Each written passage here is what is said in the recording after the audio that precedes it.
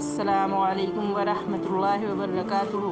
حضرت ابو سعید رضی اللہ تعالیٰ عنہ نے کہا، میں نے یہ حدیث رسول اللہ صلی اللہ علیہ وسلم کے روبرو حاضر ہو کر نہیں سنی، بلکہ مجھے حضرت زید بن ثابت رضی اللہ تعالیٰ عنہ نے بیان کی۔ انہوں نے کہا، ایک دفعہ جب نبی صلی اللہ علیہ وسلم بنو نجار کے ایک باغ میں اپنے خچر پر سوار تھے، ہم آپ کے ساتھ تھے کہ اچانک وہ بدک گیا۔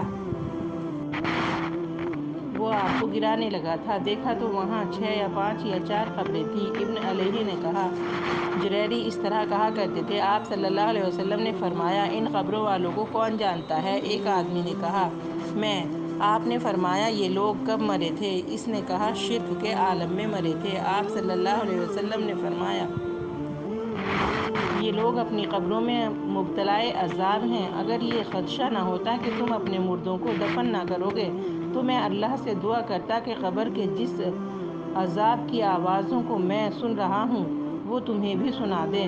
پھر آپ صلی اللہ علیہ وسلم نے ہماری طرف رخ انور پھیرا اور فرمایا، آگ کے عذاب سے اللہ کی پناہ مانگو۔ سب نے کہا، ہم آگ کے عذاب سے اللہ کی پناہ میں آتے ہیں۔ پھر آپ صلی اللہ علیہ وسلم نے فرمایا، قبر کے عذاب سے اللہ کی پناہ مانگو۔ سب نے کہا، ہم قبر کے عذاب سے اللہ کی پناہ میں آتے ہیں۔ پھر آپ صلی اللہ علیہ وسلم نے فرمایا، تمام فتنوں سے جو ان میں سے ظاہر ہیں اور جو پوشیدہ ہیں، اللہ کی پناہ مانگو۔ سب نے کہا، ہم فتنوں سے جو ظاہر ہیں اور پوشیدہ ہیں اللہ کی پناہ میں آتے ہیں۔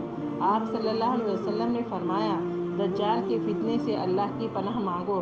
سب نے کہا، ہم دجال کے فتنے سے اللہ کی پناہ میں آتے ہیں۔